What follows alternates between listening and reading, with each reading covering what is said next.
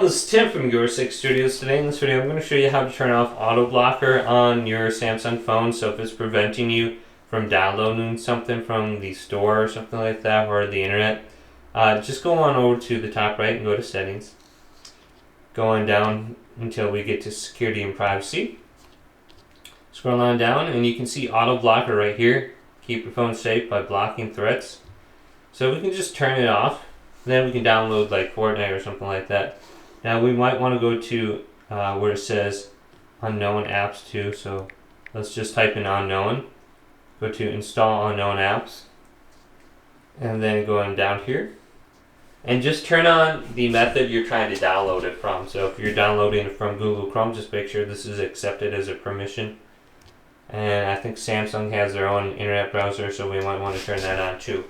So just do both those things, and if you're trying to download Fortnite or something through the browser, you can. But Fortnite is located on the Google Play Store now. You can just download it through there.